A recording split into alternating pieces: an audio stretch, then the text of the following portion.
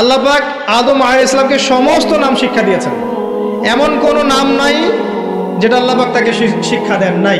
ওয়াল্লামা আদামাল আসমাআ কুল্লাহা, আমি আদমকে সমস্ত নাম শিক্ষা দিয়েছি। এরপরে সুম্মা আরাদাহুম আলাল মালায়েকা, এরপরে ফেরেশতাদের সামনে এনেছে এবং ফেরেশতাদেরকে বলেছেন, আল্লাহ বলেছেন তোমরা এই নামগুলো বলে দাও। তারা বলেছে লা ইলমা লানা ইল্লা মা আল্লামতানা।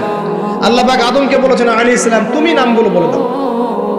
এরপর তিনি সমস্ত নাম বলে দিয়েছেন। আল্লাহ পাক তারপরে বলেছেন আলাম আকুল লাকুম ইন্নী আ'লামু গায়বাস সামাওয়াতি ওয়াল আরদ ওয়া আ'লামু মা তুবদুনা ওয়া মা কুনতুম তাকতুমুন। আল্লাহ পাক এরপরে গিয়ে বলছেন ওয়া ইয কুলনা লিল মালাইকাতি ইসজুদু লি আদম। এই যে জ্ঞানের কারণে আল্লাহ পাক সম্মানিত করেছেন, এখন বলছেন সিজদা করো। কি কারণে আমরা সম্মানিত বলেন তো? জ্ঞানের কারণে। অতএব জ্ঞান চর্চা আমাদের প্রথম কাজ। ইকরা বিসমি রাব্বিকাল্লাযী খালাক, প্রথমে জ্ঞান, আগে পড়েন তারপর লিখেন, জ্ঞান চর্চা। জ্ঞানের কারণে সম্মানিত হয়েছে। তারপরে আল্লাহ পাক সিজদা করিয়েছেন, ফাসাজাদু, সবাই সিজদা করেছে। কে বাদ দিয়ে? ইল্লা ইবলিস, ইবলিস বাদ দিয়ে।